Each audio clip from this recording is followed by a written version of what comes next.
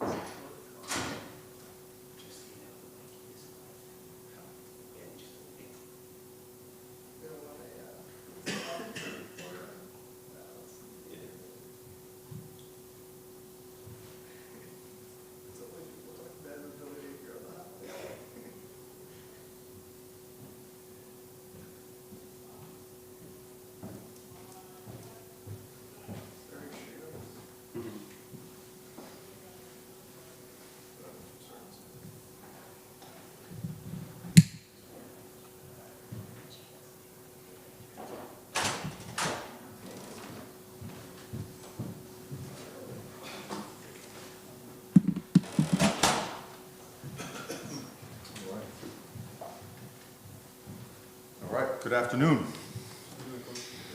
So used to a meeting where everybody says good afternoon back, but you know, you guys okay? You had your coffee? All right.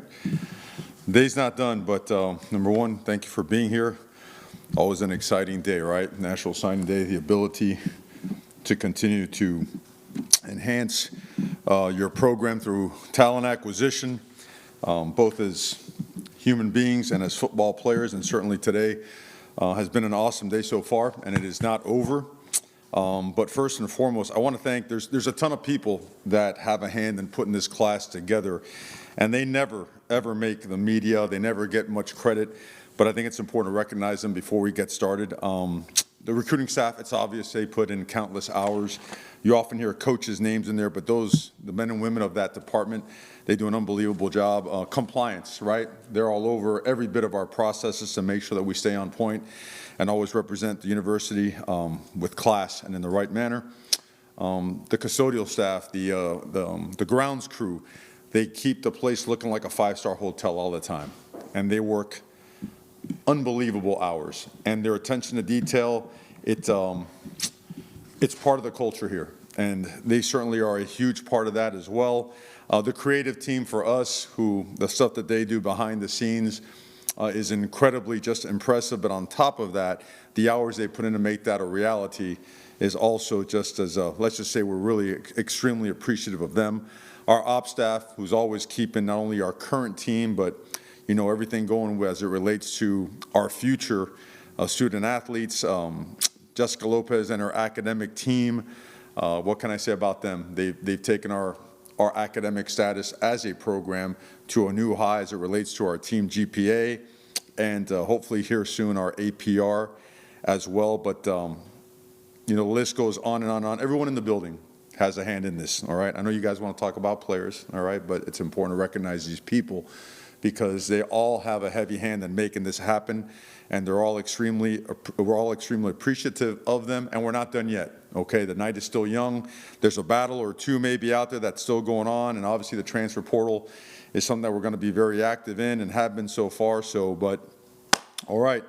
So far, the class of 24 has a chance, again, to be what we strive it to be, the best in the conference, and maybe the best in our history, maybe surpassing last year's class as we continue to push into the night. We felt that last year we had to address the line of scrimmage, and we did so in a big way with the offensive line, and this year we have done that with the defensive line. And we're still continuing to pursue some other prospects that could help us as well. The breakdown of the class itself, 11 offensive, 14 defensive players, and 1 specialist. We expect to be in the top 10 every year and top 5 in our classes, and the best in our conference every year. That's our goal. That's what we strive to do, and to be the best in the state of Florida. Okay. That being said, there's at least 5 All-American selections in our class, 5 Under Armour All-Americans in our class, 9 ESPN 300 players, 8 players in the 247 top 247 list. But in the words of Jimmy Johnson, I'm more concerned about how they play than how they are ranked. I know you care about rankings. I know that's big for you guys, but it's exciting, right? It's an exciting time. The best part about it, they were all here to watch us practice at some point in time. They understand our culture. They understand, they get our DNA. They're recruited heavily by our own players. That means that our players have connected with them already. They know the expectation. They know that we're here to work, and they know that we're working this into reality. The message has been consistent from the beginning, and they've been attracted to that, and so have their families. And it feels like they're already very, very well connected with our program. Some transfers we can announce, some we haven't. There's some paperwork that goes with that. So I guess I'll leave it at that until we have, I guess, a little bit more confirmation on what we can comment on and what we cannot. But we continue to stay active to fill a couple of different needs that we still have to do. Okay, with that being said, open to questions as it relates to the class, and certainly bowl preparation has begun. I believe we're in our practice number 5 or 6 with a couple of workouts in addition to that, where the players have run practice on their own, and they've done a great job. They certainly have. They're eager to play this football game, and all of us are excited to meet our new members of the University of Miami football family. So that being said, questions? Mario, just first, you know which transfers you can announce officially? I wish I could. Okay. Blame that guy right there. Should have done that for me, you know? Second, a lot of guys that you were kind of going down to the wire, you flipped late, Justin Scott, Jordan Lyle, a few other guys you were battling for, a few other guys that you probably can't talk about yet, but Right. you battled for late and were able to flip. Just how important is that recruiting tenacity? And then the third question is that your 5th cup of coffee or 6th? It's super important, critically important. It's the way you recruit has to be a reflection of the DNA of your program and what you do with your players in terms of their preparation. And I think it's a great way to show parents, hey, this is our diligence in the pursuit of your son, because we believe in this partnership that we're about to embark on. Because when we prepare your son and he's here, whether it be for an upcoming test, a paper he's got to turn in, a community service event, an upcoming game, that we do go the extra mile, that every single detail is attended to so that they always have the best chance at being successful. So that approach and staying relentless with that, and being just very, I would say, engaged as a program. It's not just one person recruiting a guy. Making sure that everyone's involved and that you're genuine. That this thing right here, if you're not genuine with this right here, it's not going to work. And our people are very passionate because they have a very strong belief from our administration, our university, the community itself, that the progress of Miami and the direction and the trajectory of the University of Miami football program is something that is going that way and is unstoppable. So that it's awesome to be a part of, and I think they feel that. And I think that's what's brought all this stuff together, and an honest and diligent approach usually pays off pretty well, and so far, so good. I'm a little bit excited, man, so I'm probably going off on a couple of tangents, but hopefully that answers your question. Mario, what did you add on the defensive line? If you could speak on that group, maybe specifically also about Justin and Marquise, but all the guys in particular. Well, I'll tell you what, I'll go down the list here. My man Cam prepares so many sheets, It's like quality control stuff, and he knows that my eyes are getting worse by the year, so he like labels them up top like that. Ain't that something? where do you start off there? I mean, you could start off on the interior, you know, Justin Scott and Artavius Jones, about as explosive as you can be for a big man. These are wide bodies that are great athletes as well. One, a state weightlifting champ. The other guy is playing basketball, which I had a chance to go see the other day at an invitational out there in Chicago. We have had great defensive linemen from Chicago before, right?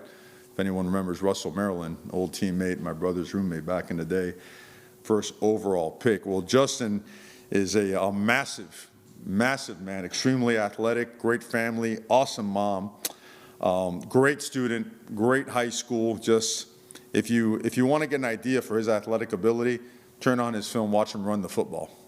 There are no plans for him here to run the football, but in high school, watching him run the ball 330 pounds is a pretty good indication of the type of athlete that he is. And Artavius is a freak of nature as it relates to strength and power. Here's a guy that at that age, I believe he's 17 years old now, is already benching in the neighborhood of 425, 450 pounds, and can squat 600 plus, okay? That being said, he plays with that strength too. Sometimes it doesn't transfer over, it does for him. Two awesome young men, powerful, big, strong, and then going right down the line, Marquise Lightfoot, as explosive, as athletic as you can have off the edge. And all these guys are similar with their traits. All these guys are relentless. All these guys play with a high motor. They're really good technically, and that's our job to get them better here. But they're long, explosive bodies. Marquise joining us from Chicago as well, one of the better defensive ends in the country. Cole McConaughey, you know, right up the road in Mobile right there. Another guy that we identified on film as a guy that really fits our DNA, really fits what we do defensively in that edge position. Our edges are come in the form of defensive ends and jack linebackers. They're interchangeable depending on what the offense is showing us. Explosive, tough, physical, tremendous growth potential. Dalen Russell, right down the street from Columbus, one of the best players in Dade County, one of the best defensive players in the state of Florida, for that matter, that led that team to a state title. Mother, University of Miami, alum, awesome people, awesome family. I got some more guys coming up here. Elias Rudolph, 6'4.5", probably more on his way to 6'5", a little bit thin at 215, 220, but as talented as it gets. And another guy plays with an unbelievable motor. This guy he's what you want coming off the edge. He was a little bit injured this past year, so he didn't get the amount of reps and the statistical data that you usually get with a guy that plays his position. But certainly he's a guy we're super excited about. Booker Pickett, sounds familiar, right? Played here. He plays both. He's going to be a will linebacker for us, but also has third down snap value at the defensive end or the edge position. Just a natural pass rusher, can flat out go. All right, one of the premier guys in the country. Blessed to have him here. I always tell the guys, I was recruited as a brother of somebody, and I was like, hey man, am I being recruited because you like me or because I'm going to help, sell more tickets to the Latin population in town, right? All right, I want to be recruited because I want to be a player here. He was recruited independently of his ties to his father. Great football player. We talked about Elias. We talked about Cole. We talked about Dalen, Justin, Marquise, Artavius, 3, 4, 5, 6. Did I get 7? Okay. With 26 people, you got to help me out if I missed one, man. I don't want to call tonight from a parent telling me I didn't talk about their son. Okay. I think that covers the defensive lineman.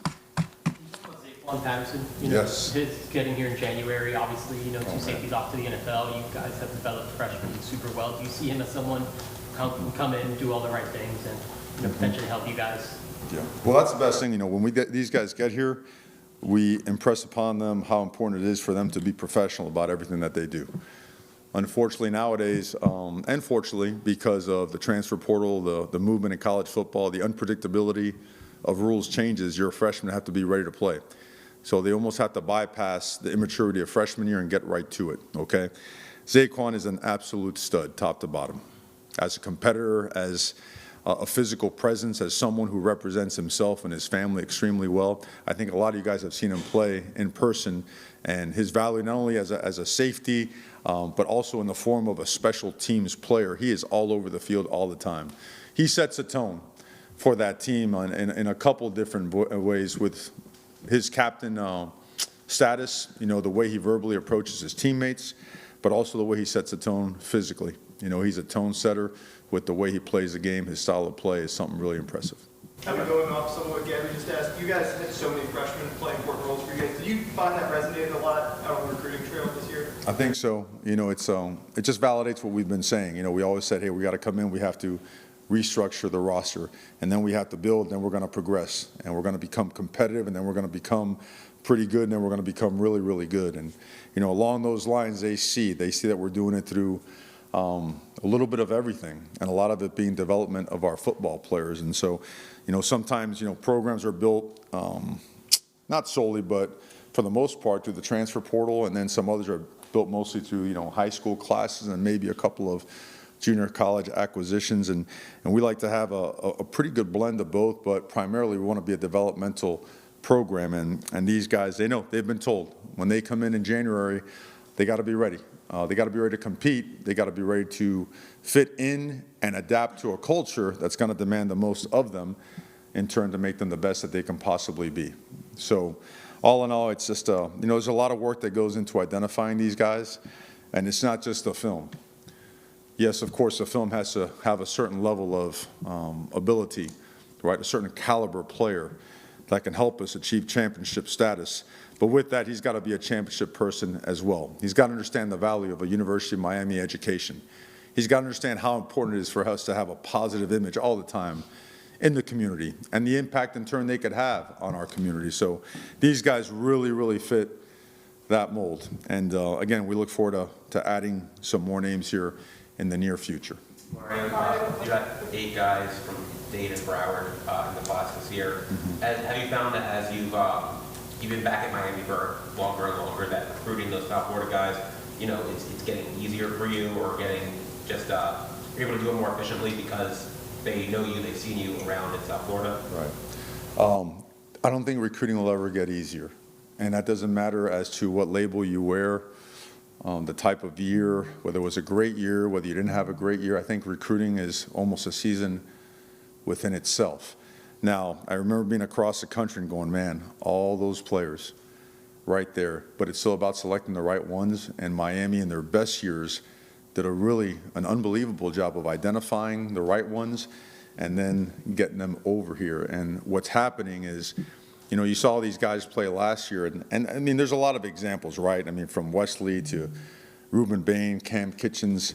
I could go on and on, you know that, Damari Brown. I mean, they've had Mark Fletcher. They've had so much success so early that they're your best recruiters, and not because they played, but because when they go back to their respective schools, they talk about, man, from an education standpoint, right, our academic services do blank.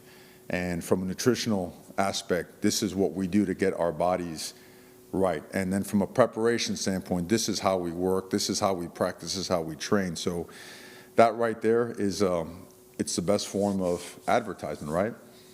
I remember taking business classes right here, right? About a, 800-yard walk that way. And they always said the number one part in establishing a great business was what? Location, location, location. And the best form of advertising was what? Credit to my teachers, they kind of ingrained this in my head, was word of mouth, right? Your clientele. Well, our guys are doing great in school, they're doing great on the field, they're doing great in the community. And their families are able to see them and take part in this journey. You can't beat that combination, okay? You can't. And now as we continue to forward and progress, that becomes more and more powerful. And, you know, hopefully it'll keep snowballing and bring even more.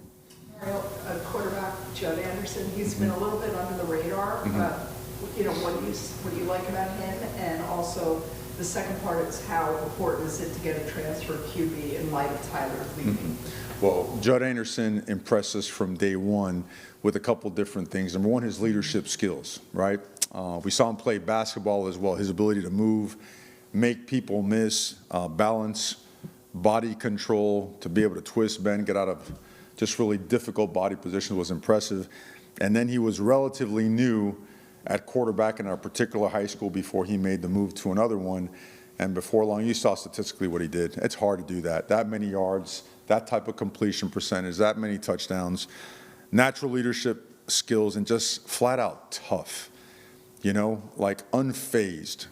And there's something to be said about that, right? When you're the one touching the football on every single play, it's got to show. And your teammates got to feel that, and it just oozes out of him. Very hungry, tremendous appetite for betterment.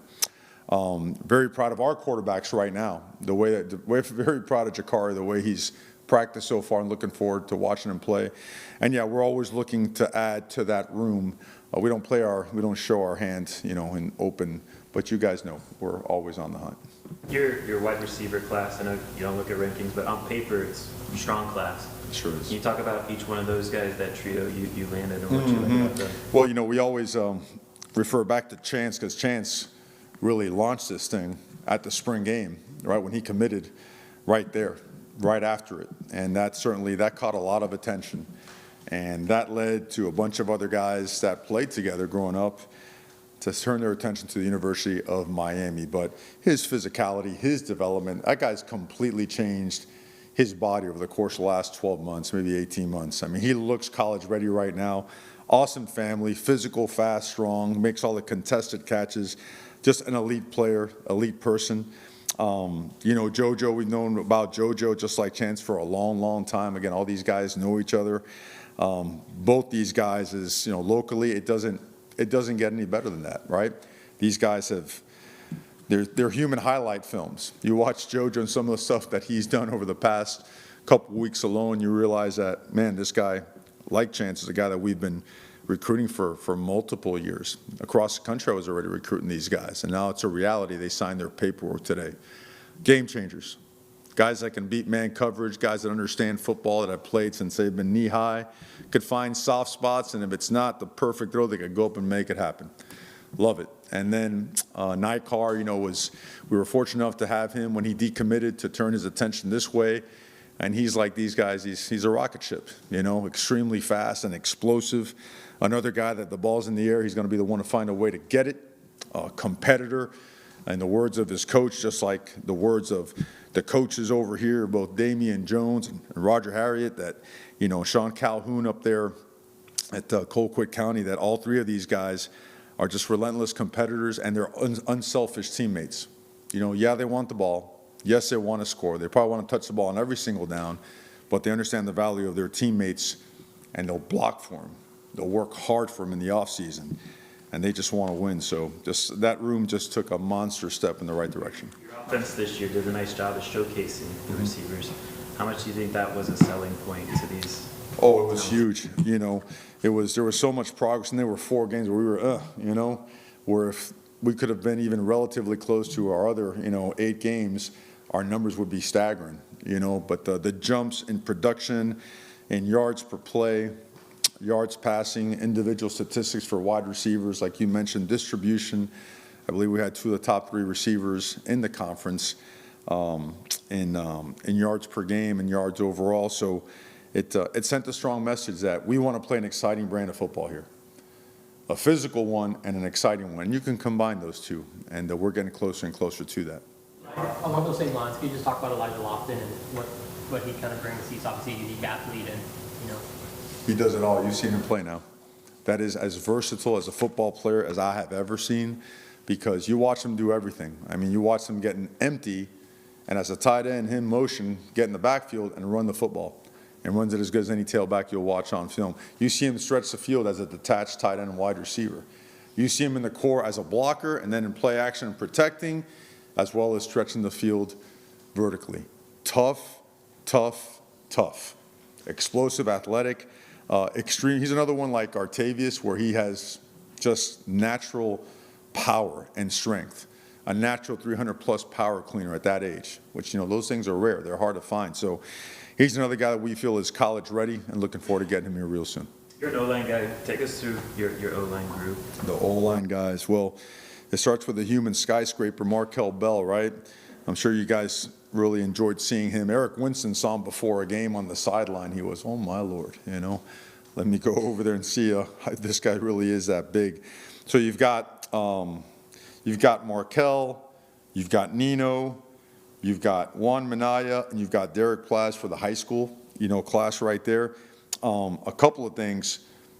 Derek Plaz and Juan Minaya have served as tremendous ambassadors and recruiters for this class. Every class has one, right? Every class has a guy that's the flagship guy. That's what these guys did. These guys are athletic. I'll go one by one. Plaz, super athletic, right? Long, lean guy, 285, 290 pounds with growth potential, be 320 plus. Smart, tough, just top to bottom, exactly what you want. Minaya is a large human being, right? In the 6'5" range, on the way to 6'6", 340 pounds. Just a mauler, right? A guy at the line of scrimmage, once he fits you, he's not coming off you. Dents the line of scrimmage, runs you back, and has got really good balance. Nino, this great story, he was down here vacationing with some of his classmates, right? The prep school, extra year, and he heard Miami was having a camp, and he said, I want to go down and prove I can play. And he came down there and absolutely knocked it out the park, and we offered him soon after. Physical, smart, and he has what a center has, tremendous personality and command of a room. Just really, really bright guy, articulate, well-spoken, powerful, all right? Again, knocking out the A-gaps for a center in our offense is critically important. And then Markel Bell, the top junior college offensive lineman in the country. It's not just the size, it's the athleticism. Les George's coach is a phenomenal developer of talent and character. Markel fits the mold of the guys that he has had under his tutelage, and is another guy that, with a good winter conditioning program and a good spring football session, will be ready to help us immediately. So all in all, and again, not done there. You know some of the other parts we can't comment on yet as it relates to the portal, but that's an area where, you know, we're getting closer and closer to not only the depth, but the type of quality depth that we need to sustain really high-level play. Miami hasn't had a high school player sign up. St. Thomas You're right there, since buddy. 2019. You guys get 4 this year. Obviously, that's a really good program. How important was it to kind of build up? I mean, obviously, if Taylor helps, I'm sure, but just to build relationships there. Yeah, I didn't know that. I didn't know. That's a great stat. You know, that is a great stat right there.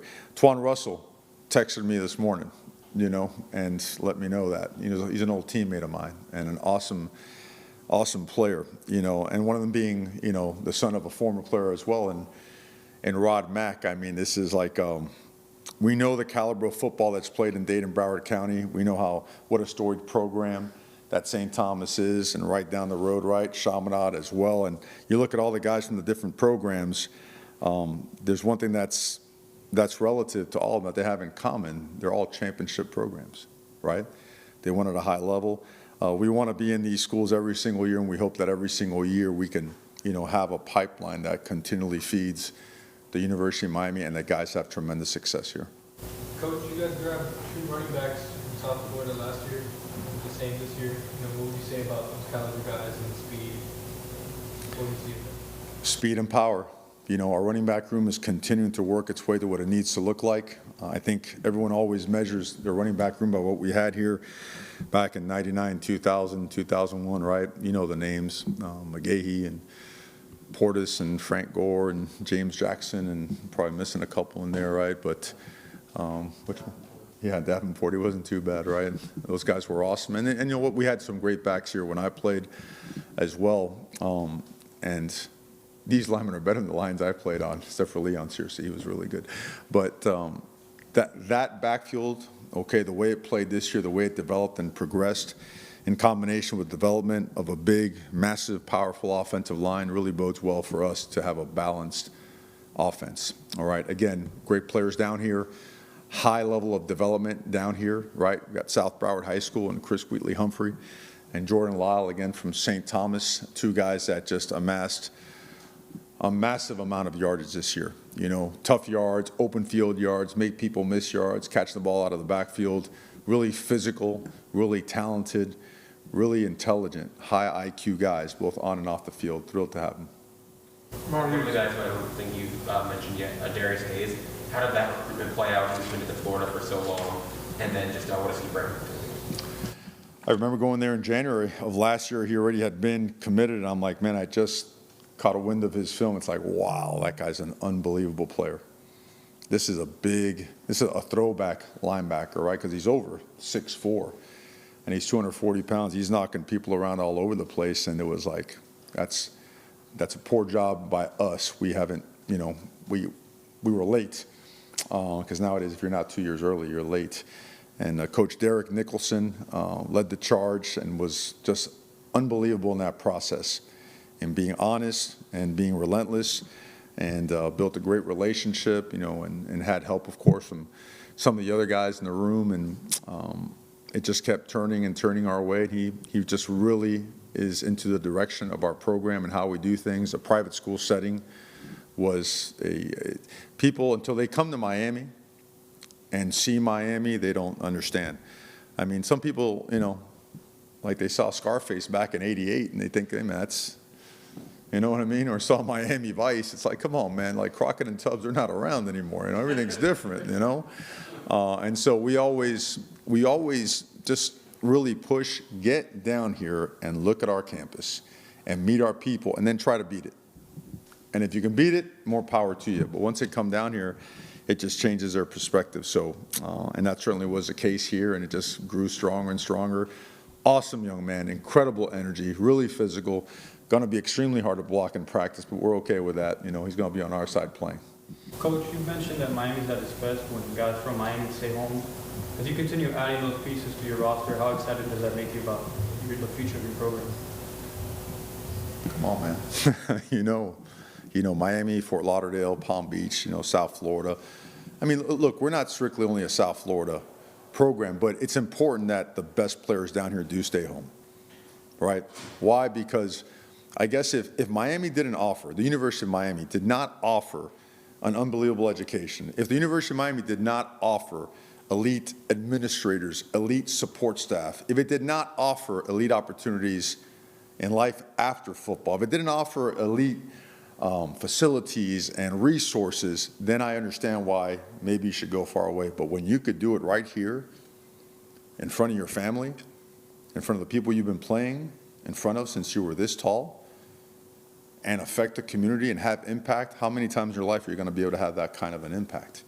That's like a real thing. And it's deeper than just football. This is an entire community tied into this thing. And so it's incredibly powerful. It creates a lot of momentum. I think we're seeing that, and we don't see it slowing down anytime soon. So, I mean, class of 25 and 26 work has been going full throttle, right, which we'll carry. I mean, it's been all morning with that and pushes beyond, and we expect to get better and better. Mario, I have a three-part question for you, because I know you hate one-part questions. It's all related to the same thing, though. First of all, congrats on a great recruiting class. But is that part one? No, that's a statement. Okay. So the portal quarterback situation. A, do you want someone committed by the new year? You don't have to write it down. You'll remember it. No, I'm deciding which parts to answer and which not to answer. You want someone, and you think someone will be committed by the new year, portal QB wise. Is it a must to have a portal QB enrolled for the spring? And the third part is just how Emory Williams is, and if he'll be back for the spring as of now. See, I already answered this question. I answered in the form of we're always looking to enhance our roster and get better. So we're good to go. Appreciate you, though. Merry Christmas. You spoke about Zaquan earlier. Yes, sir. The other defensive backs, if you could touch on them, and then most of them played safety, but any position flexibility, maybe some corner, or how do you kind of envision the other? Yes, sir. Yes, sir. Well, we're still hunting down a bunch of guys, okay? Some have played safety and safety linebacker, and some are really big where those bodies might naturally grow. Isaiah Thomas from Ontario, he got hurt this year. He's a long, athletic safety that also plays in the box. And, nowadays, if you play that boundary safety spot, you're like a will linebacker, So he has position flexibility. Dylan Day, what a year he's had. And he's played it all. He plays the middle of the field. He plays down in the box. He plays out as a nickel, the field corner, the boundary corner, does it all. and he's like a rolling 700-meter guy that can flat out, he can fly, so he's got a ton of flexibility, awesome family, just like Isaiah. OJ, who transferred to St. Thomas this past year, played offense and he played defense. Most of these guys do. They play both sides. He has played corner for the most part, just like Ryan Mack, both these guys, and I'll go individually. OJ, again, just great hips, feet, speed, recoverability, excellent, awesome family. Ryan Mack, very athletic, tough, physical, has played ball and played that position and been going against JoJo and those guys like his entire life. So he understands the position really well, extremely savvy, athletic, fast, prototype that you want at the position. We talked about Zaquan already. You know how we feel about him. Who else? Where am I at? Where am I at? Well, see, Cam is a linebacker. I know that he was listed here because he was at 200 pounds. This shows you his athletic ability. He plays wide receiver, okay, and he's had unbelievable success there. He's played in the middle of the field as a safety. He's played just outside the box, and he's also played in the middle. He's played on the edge, all right? If you want to watch the Alabama-Mississippi All-Star game and watch this guy strike people. This guy's something else now. He's like a human missile, and he does it on special teams as well. So, but I would think of him more in the linebacker category. Does that make sense? Okay, and all right, Cam's got this all screwed up here a little bit. 3, 4, 5. Okay, did I get him? All right. Special team. Mario. Give it to me. The last one is Murray. You spoke about everyone else. Speak on the kicker. Abram? Yep. Yeah, he came out here. It was the best story ever for a commitment now. This is like, so Abram, he comes to camp, and he's hitting 62 yards. I'm like, this guy's an NFL guy working out, or what? What's he doing here? And I get word, we have an event, and we end up over by the pool where we just host and hang out and all that other stuff. And the coach told me, I think this guy wants to commit. And I'm like, well, he's really good. We should take him in a year, and he might be gone to the NFL or may have an extra year, but he's too good to pass up. So he was offered a scholarship, and he's sitting there with his family. And so I'm walking up to introduce myself, and man, the guy, he just walks right up and he goes, Coach, I'm committed to Miami, and just that's it. So we recognize him as the world record fastest commitment in Miami history. I never had a chance to sit down and give my University of Miami spiel. So, but awesome young man, just really, really talented. And I think what makes him really good is that he's unfazed. Like his demeanor, his work ethic. He's a great tennis player as well. Just very athletic. It's just a powerful leg. This guy's an automatic touchback. I told you the range that he showed us in camp. We're really glad to have him. You've been a lot of places where stacking top 10 classes year after year after year after year is the norm and leads to success. Right. What can you say about the importance of that being a piece of the success and building things? It starts with your roster. It starts with people.